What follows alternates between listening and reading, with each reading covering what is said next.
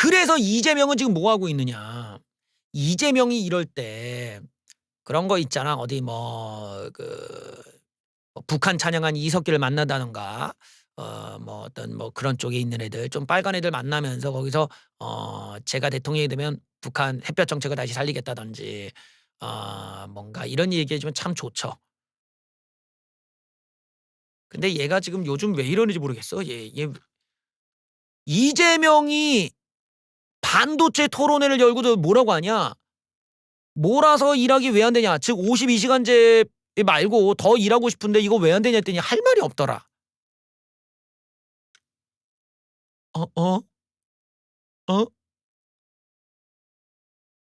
이재명이가 반도체 특별법 도입과 관련해서 특정 연구 개발 분야 고소득 전문가들이 동의할 경우 예외로 더 많이 일하게 해주자는 게 왜 안 되냐 하니 내가 할 말이 없더라? 이거 왜 이재명이 얘기해? 이거 왜 얘가 얘기하지? 나는 기본적으로 노동시간제에 예외를 두는 게 좋다고 두지 않는 게 좋다고 생각하지만 이 점을 설득하지 못하면 그게 왜 안 되지라는 생각이 든다? 이거 왜 얘가 얘기하지? 이거 곤란한데요. 얘가 지금 52시간 상한제를 초과하는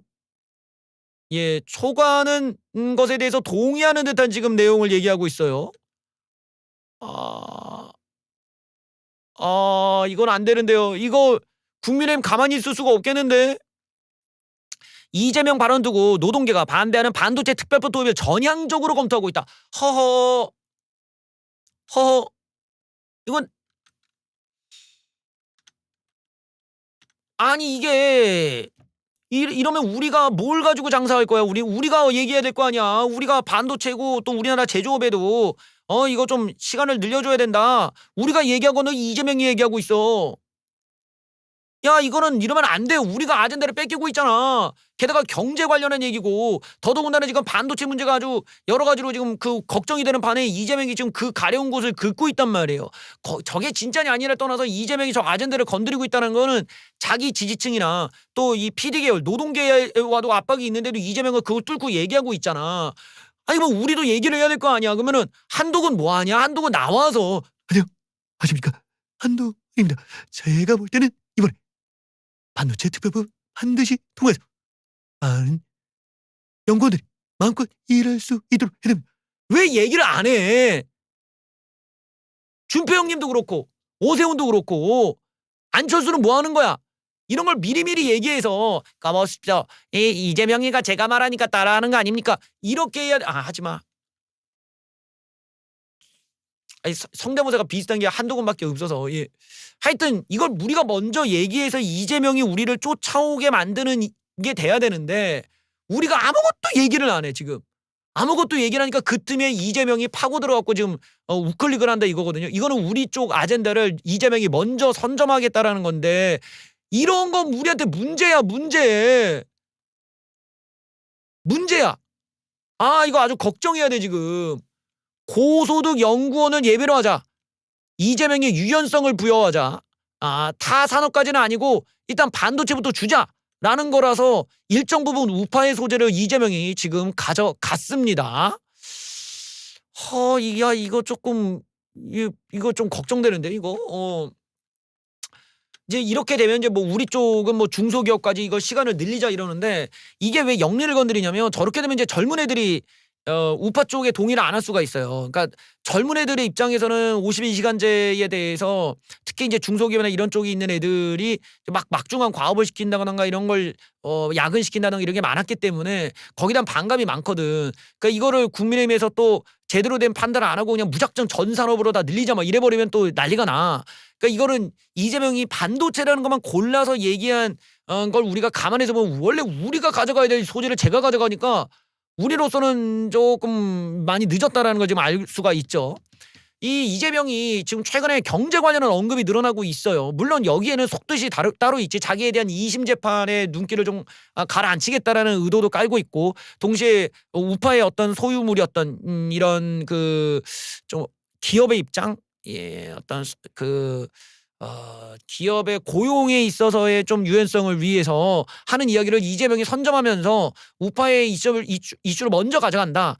그렇게 함으로써 우파가 좀 많이 느리다라는 게 부각이 되게끔 만든다라는 거, 양쪽 다 이제 이재명이 다 누릴 수 있는 효과이기도 한데 이번 선거가 있을 거라고 미리 예측한 거고 또 대응하고 있죠. 이 아젠다를 미리 선점한다는 효과.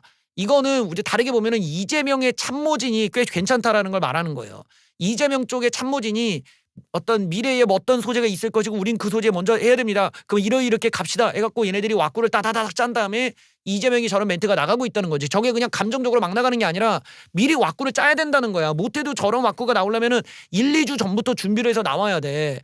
그러니까 이 이재명 쪽에 지금 선거를 담당하고 있는 참모진이 머리를 엄청나게 잘 굴리는 애가 들어가 있다는 겁니다. 그러니까 우리는 이런 부분에서 저 이재명 쪽을 이기기 위해서 훨씬 더 준비를 잘해갖고 나와야 됩니다만 지금 너무 느리고 있어요. 이재명이 저런 경제를 얘기를 하겠다라는 거 그리고 우클릭이라는 거는 자신의 취약점을 보완하겠다는 의도도 갖고 있잖아요. 이재명이 저번 대선 때 이 우리나라 경제에 대해서 어설픈 경제 지식을 얘기했다가 이제 망신을 당한 적이 있는데 그때 내용들을 좀 모아보면 뭐라고 얘기했냐. 우리나라 경제에서 국채가 별로 많이 발행되지 않았다. 그러니까 돈을 더 뿌려도 된다. 이 논리야.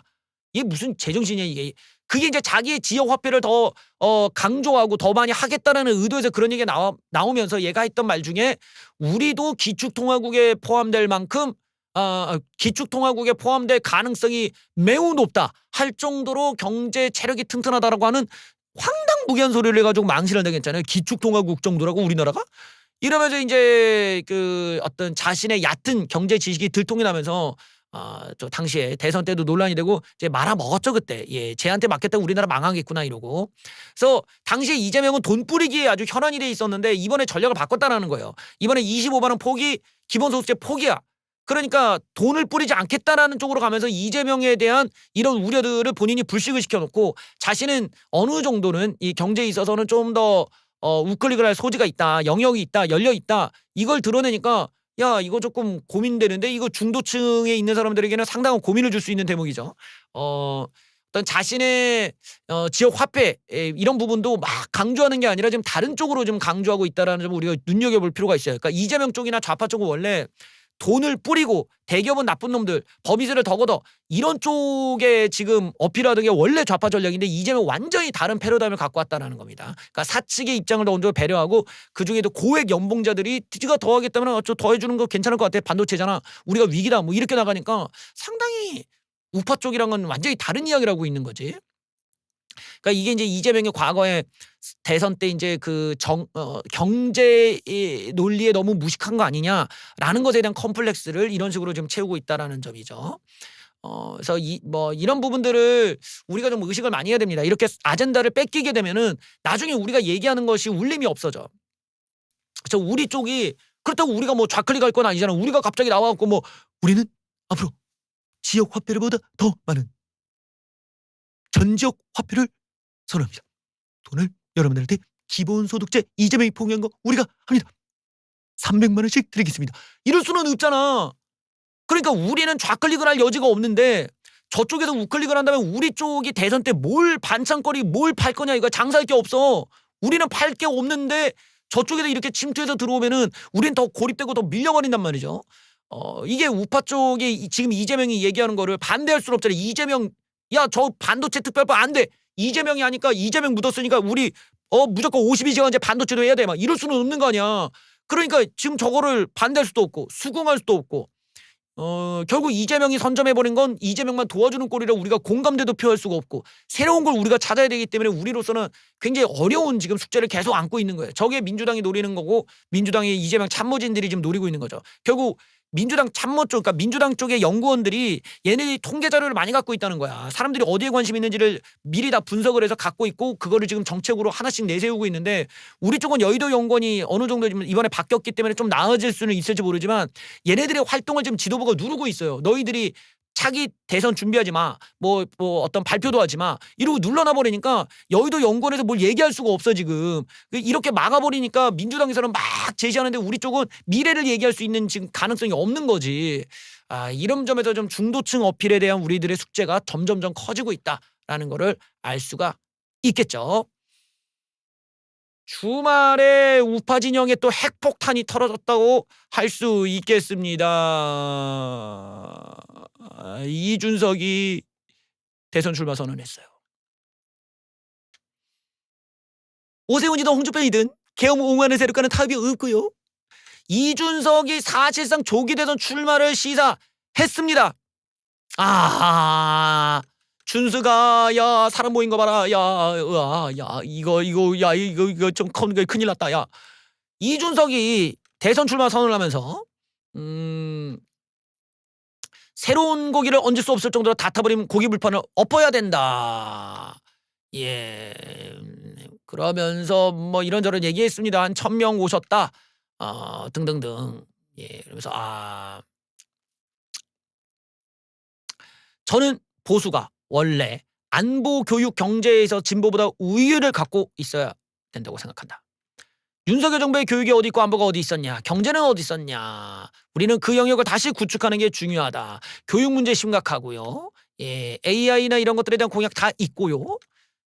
보수층에서 중시하는 국가안보, 최상병 문제 등등등 이런 건 어떻게 하냐. 안보는 보수라고 할 때 그것이 대북관계를 의미하는 것도 있겠지만 장병들의 복지, 장병들의 헌신에 대해서는 많은 관심을 가져야 된다. 이거 정말 울림이 있구만. 야, 요거 젊은 애들 그냥 막 쓰러진다 진짜. 야, 우파 바닥에서 이런 얘기 잘 안 나오거든요. 우파 바닥에서는 군인을 무슨 소모품처럼 봐. 군인은 뭐 상병의 명령에 따라야 되는 소모품 뭐 이렇게 보는데, 이제 그런 시각 가지면 안 되죠. 이렇게 장병들에 대한 복지, 처우 개선 이런 것들에 관심을 가져야 됩니다. 그래서 하여튼 안전한 복무 환경에 대해서는 보수 쪽에 관심이 적었다. 그리고 안타까운 일이 벌어질 땐 발뺌하지 않냐. 자기는 그렇게 하지 않겠다. 뭐 등등등 뭐 이런 얘기도 나왔습니다. 뭐 많은 분들이 오셨네요. 예. 지금 이 내용은 우리에게는 굉장히 좀 암울한 내용이에요. 예. 지지자들 눈시울 준수가 예, 이 지지자들만 눈시울이 아니라 지금 우파 사람들도 지금 눈에서 눈물이 난다. 야, 우리 준석이 때문에 눈물이 난다. 우파 사람들도 이 눈물이 이렇게 흐르는데 준석이 때문에 야 이번 선거 또 망했냐? 야 준석아 너가 그러면 야 이재명만 도와주는 거 아니냐? 이러면서 야 우파 쪽에서도 눈물이 난다. 다양한 연령층이 지지자가 결집했다고 합니다. 이 순간을 기다렸다. 같이 죽자는 거야 뭐야. 예. 하여튼 이준석은 간다면 끝까지 간다. 기름 떨어지면 뛰어서라도 가겠다. 이야 2030에서 5060까지 주홍색으로 물들었다. 그래 여기 와 많은 분들이 오셨네요. 많은 지지자들은 이준석의 미래산업정책에 대한 기대감을 드러냈다. 공대를 졸업해도 어려운 상황이라 관련 직종에 종사하지 않고 있는데 이준석이 과학적으로 더 나은 대한민국을 만들 적임자라 생각한다. 그래요. 1m가 넘는 개혁신당 깃발을 주문 제작한 김상화 씨는 개혁신당이 중도정당으로서 민주당과 국민의힘과 강제로 협력할 수 있는 관계를 만들어 나갈 것이다. 여기 보면은 요즘은 60대도 이준석 지지하는 사람 많다. 아유 그냥 많이 왔네. 아유 이거 난감한데 이거 어쩌면 좋냐. 우리 입장에서 이거 굉장히 곤란한 얘기만 나오네. 여기서 끝이 아니야 형님들. 하나 더 있어. 예. 영화도 나와. 이준석의 영화가 개봉됩니다.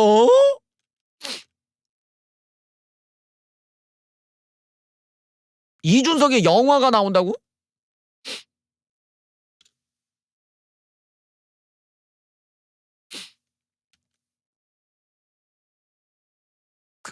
다큐멘터리 영화 준수톤 이어원 3월 개봉 예정. 예, 경기 화성까지 1년간 행보를 담았다. 이건 별로 재미없는 이야기네. 이게 아니라 이제 허은하와의 로맨스 이런 게 재밌지. 이준석과 허은하 그 둘은 무슨 관계인가? 둘의 뜨거운 로맨스 뭐 이런 것들 우리는 그런 걸 기대하는 거지. 여기에 이제 천하람이 이제 질투하면서 은하는 내 거야. 이준석이가 그건 내가 할 바 아니고요. 이러면서 둘이 이런 게 재밌는데 약간 좀 내용은 지루한 내용일 것 같긴 하네. 그냥 뭐 이준석 만세 외치는. 예. 하여튼 뭐 그렇습니다. 준수톤에 대한 영화까지 개봉한다고 하니까 이준석이 자기 홍보를 위한 장치들을 많이 깔아 놨네요. 야 이거 우파의 미래 선거가 매우 어두워지고 있네. 예.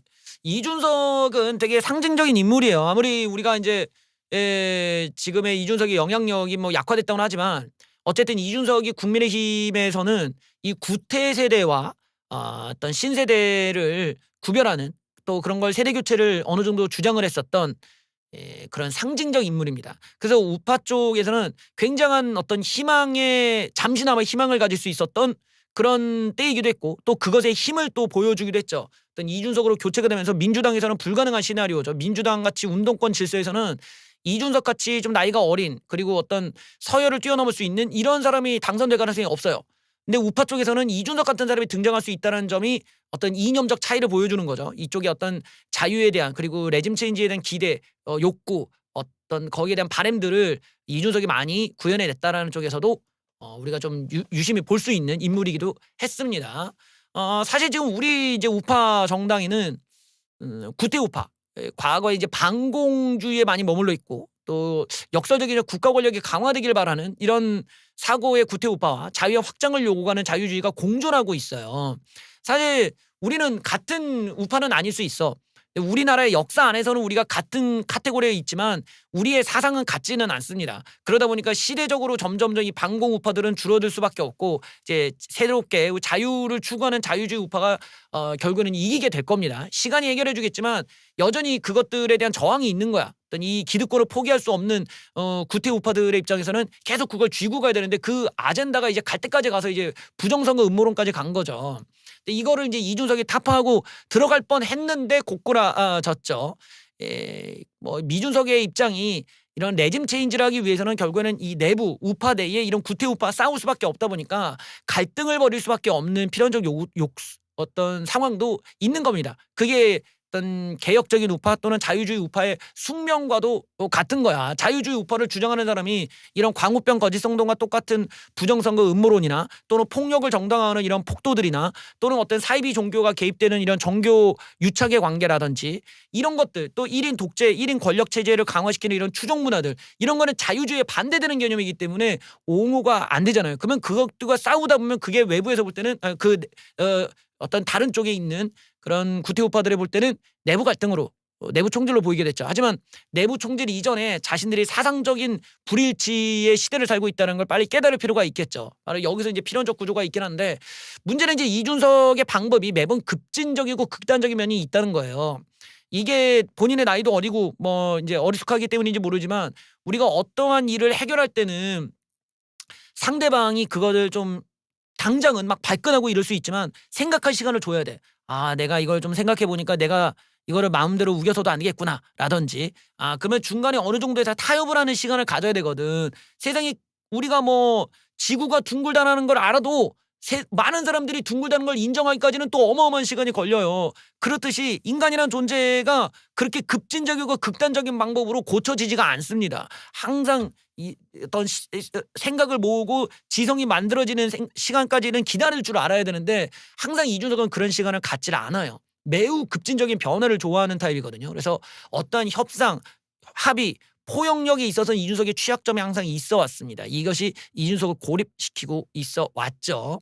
이준석은 좋은 시기에 좋은 서사로 당대표가 됐어요. 그거는 어마어마한 역사였고 우파에게는 굉장한 희망이었고 즐거움이었죠.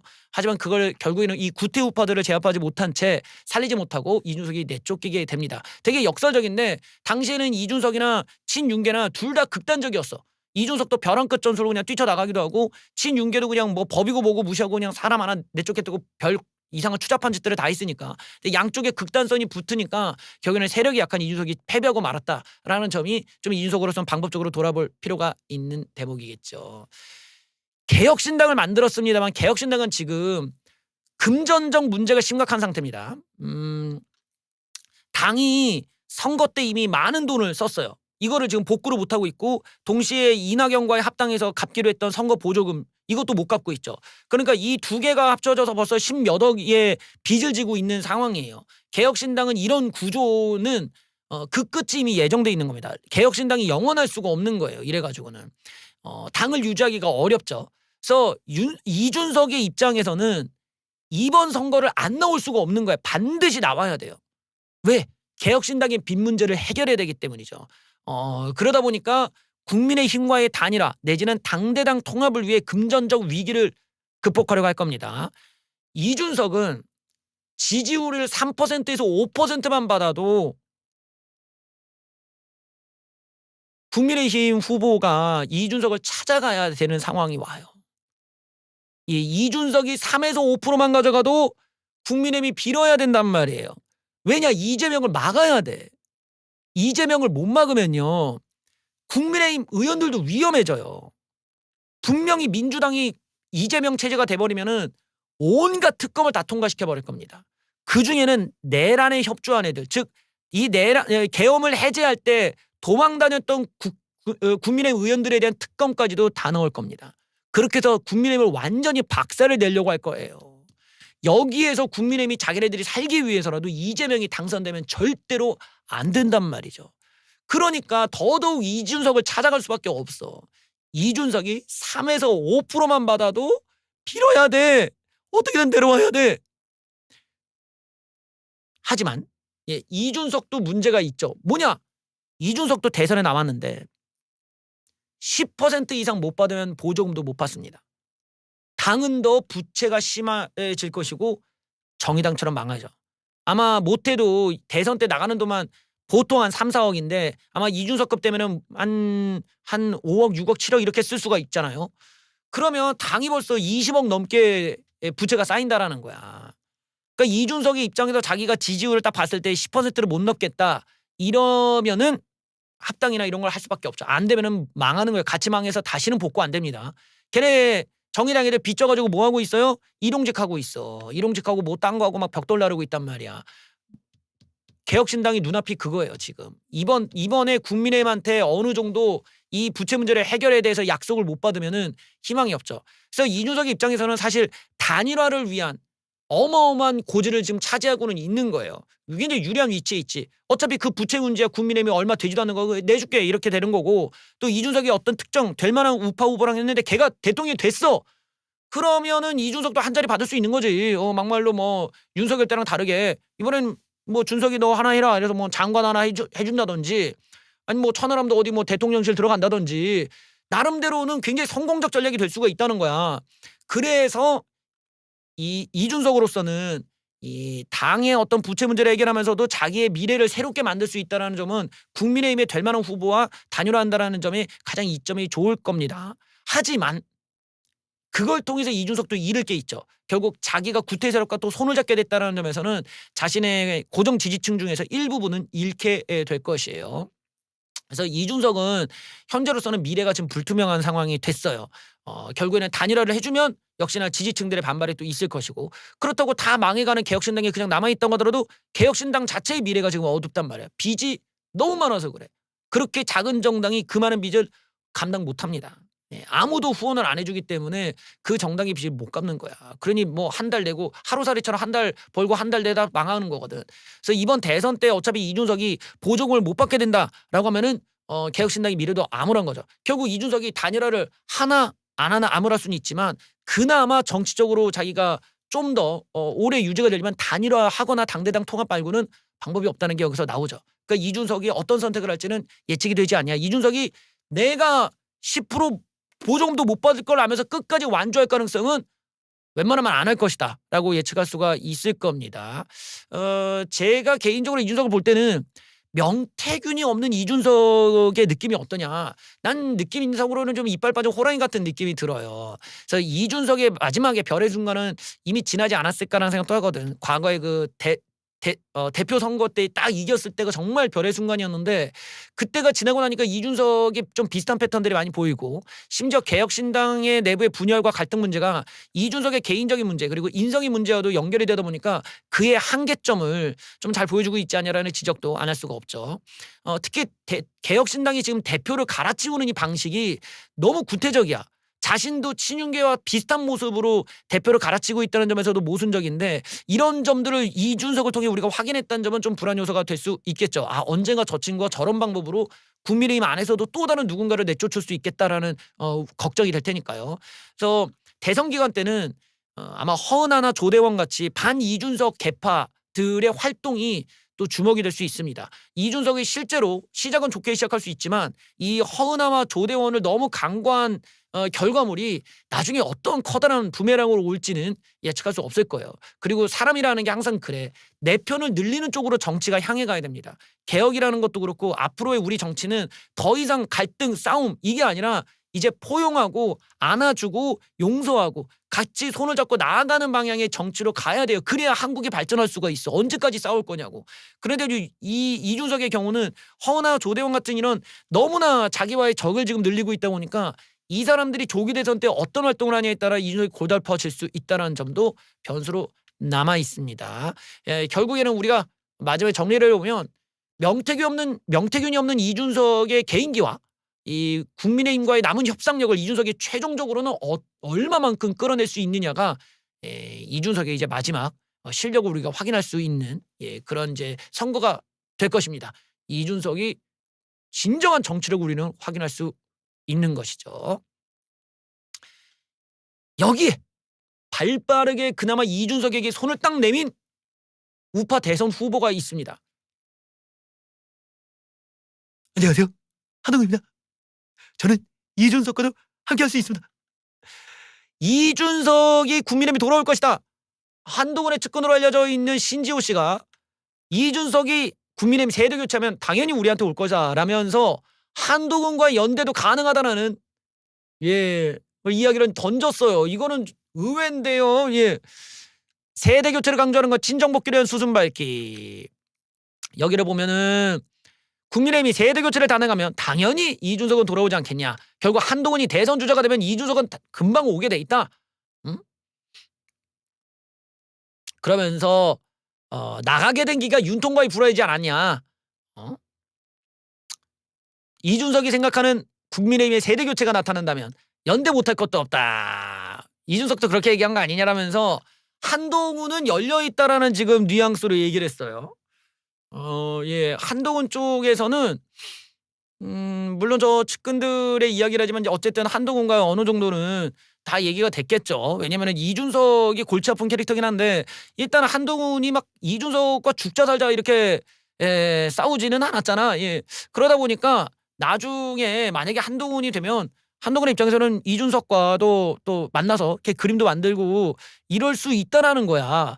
그 대선 과정에서 이게 나올 수도 있다는 거지. 이준석으로서도 뭐 한동훈도 만나고 홍준표도 만나고 오세훈도 만나고 아마 준석이는 다 그럴 것 같은데 개인적으로 아마 이슈가 되는 거는 한동훈과 이준석의 만남이 될 겁니다. 거기서 한동훈이 이준석을 어디까지 끌어올려주고 어디까지 서로 간에 얘기를 할 수가 있냐가 되게 중요해질 수 있죠. 왜냐하면 이제 한동훈은 자기 세력도 필요하고 자기가 뭔가 사이즈를 늘려야 되는데 만약에 뭐 이준석과 천하람, 이준석이 얻어지면 천하람 이기 뭐 이러기까지 쫙 얻어지는 거 아니야. 그럼 뭐 애들을 꼬시는 게 어렵지는 않지. 한 자리씩 줄게 뭐 이러면서 쫙 가면은 한동훈이 훨씬 더 젊어지고 더 세련돼진다라는 장점은 있을 수 있고 이런 뭐 경제 문제나 이런 부분들 부족한 부분들이 한 방에 또 해결되는 장점도 있잖아요. 한동훈으로서는 아주 욕심나는 캐릭터일 수 있어요. 상황이 이렇게 되니까 어떻게 할 수 있지 않겠냐? 라고. 왜냐면 나는 이준석이 대선 과정에서 그렇게 독단적인 움직임만으로는 이슈를 만들기가 어려울 거라고 봐요. 왜냐면 이 개혁신당 이슈도 있다 보니까. 그러니까 이준석이 최대한 지금도 어떤 우파 쪽 얘기를 꺼내고 있잖아. 예를 들면 뭐 계엄에 동조하는 세력과 내가 같이 갈 수 없다. 이런 얘기는 국민의힘의 후보를 염두에 두고 한 얘기란 말이야. 자기가 국민의힘 후보를 만나지도 않을 거면 그런 얘기를 왜 해? 어차피 그냥 안 만나면 되는데. 그러니까 이 얘기는 이준석이 자기가 이 국민의힘 쪽에 대선 후보 경선에 있는 사람들이나 이런 사람들이 있으면 또 경선에 나오는 홍준표나 오세훈이나 뭐 한동훈도 마찬가지겠지. 이준석 만나고 싶을 거 아니야. 그러면 자기네들도 뜨고 이미지가 좋아지고 이준석도 만나면 뭐 자기가 꿀릴 건 아니니까 나쁠 게 없지. 양쪽 간에 이러면은 양쪽이 다 시너지가 생겨서 뉴스에 많이 올라가고 홍보 효과도 생긴단 말이지. 이재명은 얻을 수 없는 효과지만 국민의힘과 이준석은 양쪽 간에 득이 되는 만남이 될 것이기 때문에 아마 홍준표, 오세훈, 뭐 한동훈 이렇게 이준석이 만난다면은 그림이 아주 재밌게 흘러갈 수 있다. 그런 걸 이준석도 또 다른 쪽도 이용할 수 있는데 한동훈 쪽에다 먼저 손을 싹 내밀었어요. 야, 우리는 이준석과 같이 갖고 우리는 이준석과 그렇게 나쁘지 않아. 우리는 갈 수 있다. 뭐 이건데 의외네요. 이거를 과연 왜 그러냐? 이준석이 저기 누구야 저기 신한계로 분류되는 이 김상욱과의 관계가 있었잖아요. 예, 그러다 보니까 그걸 고리로 해가지고 좀 그림을 만들기에 좋지 않겠냐. 뭐 그런 예측이 지금 됩니다. 그래서 나온 게 언더 73, 언더 73. 정말 유치하죠. 예. 정말 짜 꼰대 같은 이름이지만 한동훈의 복귀를 앞두고 언더 73이 뜨고 있어. 야, 이러니까 무슨 그 중국인 간첩 73명 얘기하는 것 같잖아. 언더 73 하니까 무슨 미국 국무부에서 작전명 73. 이게 중국인 간첩 73명 잡는 그런 작전명 같아. 예, 이런 게 이제 틀투브로 가면은 여러분들 언더 73 작전명입니다. 뭐 이러고 나오잖아. 딱 그런 건데 어쨌든 한동훈의 복귀 코드가 진짜 보수 정신이다라면서 언더 73 뭐냐? 73년 애들끼리 모여가지고 젊은 보수를 모으겠다. 예, 그래요. 언더 73 스튜디오. 너무 진부해서 정말 졸음이 오는구나. 이름도 어떻게 이렇게 유치하게 짓지? 하여튼 뭐 웬만한 젊은 애들이 다 왔다는 거야. 뭐 김상욱도 있고 하다 보니까 여기 상욱이 형 여기 있네요. 상욱이 형이 이렇게 있고 하니까 이 친구가 이제 그 이준석이랑 막 서로 간에 탄핵 때 서로 간에 뭐 이렇게 얘기도 하고 하니까 둘이 고리가 있다 이거거든. 그래서 이준석도 좀 부담이 덜하지 않겠냐 해갖고 일단 한동훈 주변에 좀 젊고 개혁적 성향의 그런 보수들이 좀 붙어 있다라는 걸 좀 볼 수가 있죠. 그래서 한동훈이 컴백을 하면은 약간 이전에 있던 색깔보다는 조금 더 좀 선명성이 있는 그런 색깔로 돌아올 가능성은 있겠구나. 여기서 이제 주변에 이제 애들의 성향을 보면은 야, 좀 구태성과는 확실히 좀 구별은 되는구나라는 게 좀 한동훈이 좀 선점하고 있는 색깔이다. 라고는 볼 수 있을 것 같습니다. 예, 이제 한동훈이 옵니다, 지금. 한동훈이 컴백이 눈앞에 있어요.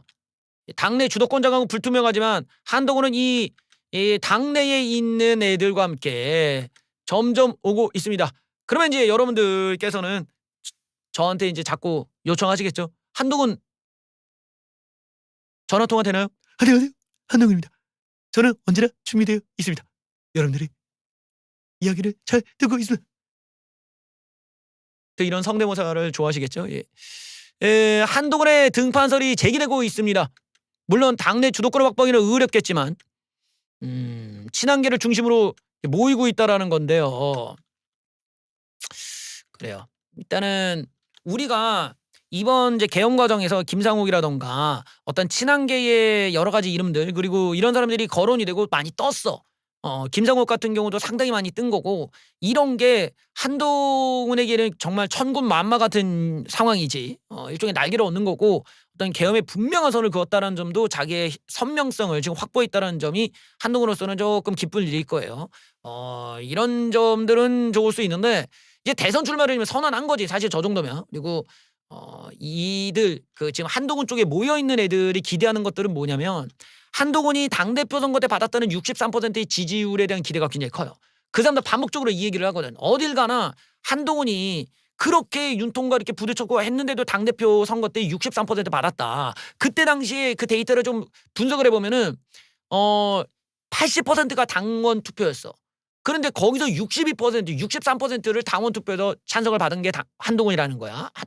지지를 받은 게 한동훈이고 나머지 일반 투표에서도 63% 받았다. 그러니까 한동훈은 당원 63, 일반 63 받아서 압도적으로 당대표가 되는 데이터가 있지 않냐. 이 정도면은 다시 경선하더라도 한동훈이 경쟁력이 있지 않겠냐. 라는 거죠. 그러다 보니까 이 사람들이 보는 관점은 아무리 국민의힘이 많이 잠식당했다 하더라도 막상 투표를 하면 당원들이 그렇게 무슨 틀투브나 사이비 종교 집단에 잠식당한 사람만 있는 게 아니다. 여기에는 합리적인 우파 사람이 이 정도 있었고 일반 투표까지 해서 모이면 한동훈의 경쟁력이 있지 않겠냐라고 지금 보는 거예요. 물론 이제 그때 당시에는 한동훈의 신선함도 있었고 뭐 교체 욕구도 있었고 그렇긴 한데 이 대선이라는 거는 이제 오세훈과 홍준표처럼 우파 내에서 오랫동안 우파 내의 어떤 정통성을 지니고 있는 이런 굵직한 진성 우파들과의 경쟁이거든. 그러다 보니까 아무래도 조금 여기서 많이 그 정통성의 관점에서는 좀 밀릴 수밖에 없겠죠. 그다음에 또 한동훈의 업적, 또 기여 뭐 이런 걸 보면은 좀 분명하지가 않아. 음 물론 뭐 이런 건 있지. 다 이제 뭐 늑다리 아저씨밖에 없고 웬 꼰대 아저씨들 나와서 꼰대 짓이나 하고 뭐 이런 데에서 이제 말끔하게 생긴 그런 한동훈이 와 갖고 인제 수트바에다가 막 "안녕하세요. 한동훈이에요." 뭐 "마누라 예쁘겠다." 뭐 "돈도 많겠다." 거기에 뭐 "술도 안 먹겠다." 뭐 그런 이미지, 그런 엘리트적인 이미지로 등장했다라는 게 우파 바닥에서는 좀 드문 케이스이긴 하지. 그래서 그런 것들, 그런 거 말고는 이미지 말고는 사실은 분명히 '얘 뭐 한 거지?' 이런 부분에서는 좀 기여도나 업적이 좀 불분명하다는 게 쪼끔 이제 단점일 거고요. 선거 패배에 친윤계와 툴투브들에 대한 제압도 못 했고 본인이 또 그들한테 내쫓기는 이제 굴욕까지 겪기도 했지요. 또 우리가 봐야 되는 건 한동훈이 내쫓기는 과정에서 동정론이 크게 일어나지가 않았다라는 게 우리가 유심 깊게 볼 필요가 있어요. 그러니까 우파 쪽에서 한동훈을 지지했던 것이 어떤 한동훈은 완전히 우파로 이해해서라기보다는 그냥 '이용하고 버리자.' 이쪽에 더 가깝지 않았냐. 그러니까 감정이입이 안 될 정도로 뭔가 동지애를 잘 못 느끼고 있다는 거야. 한동훈이 우파 전통성이 부족하기 때문이죠. 그러니까 한동훈으로서는 지금 뭐가 부족한지를 알아야 될 것이고 그 부분을 채워야 되는데 이게 좀 많이 취약하다는 점을 알 수가 있습니다. 그리고 한동훈을 우리가 딱 떠오르면은 막상 떠오르는 게 지금의 시대 정신과 잘 맞아떨어지냐. 뭐 공정, 상식, 경제, 포용 뭐 이런 것들이 떠오르지는 않는다라는 거죠. 한동훈은 약간 좀 엘리트적이고 젊다는 거 말고는 그냥 검사로서의 이미지가 여전히 많이 남아 있다라는 점. 그리고 되게 좀 사람이 우유부단하고 좀 무능한 거 아니야? 좀 맹한 거 아니야? 이런 느낌까지 있단 말이야. 그러니까 도훈 형님이 만약에 등장하실 거면은 이런 부분에서 딱 부러지는 이미지를 이제 갖고 오셔야 돼. 그럴 거면은 이제 업그레이드는 한동훈이라 이래 가지고 그 뭐 어떤 질문이든 그 어떤 선택이든 여기에 대해서 전혀 뒷걸음질 치지 않고 그냥 밀어붙이면서 와장창창 정말 할 수 있는 그런 강인한 모습이 지금 필요해 보입니다. 거기다가 이제 우리가 윤석열 대통령의 또 이 문제가 또 있어요. 이게 윤석열 대통령의 밑에 있던 그 윤석열 대통령과 가장 근거리 있었던 일종의 부하 직원인데 윤석열 대통령 그러니까 윤석열 검사를 대통령으로 만들어 봤더니 완전히 이상한 짓을 골라 했다가 지금 결론으로 나왔잖아요. 그런데 한동훈이라고 뭐 다르겠냐 이런 이미지가 또 있단 말이야. 그러니까 윤석열 대통령에 대한 비정상성이 부각될수록 한동훈에 대한 의심도 당연히 커지는 거예요. 한동훈이라고 다르겠냐? 둘이 똑같이 일했던 애들인데 이러니까 이 둘의 이 동기화를 한동훈이 끊어야 돼.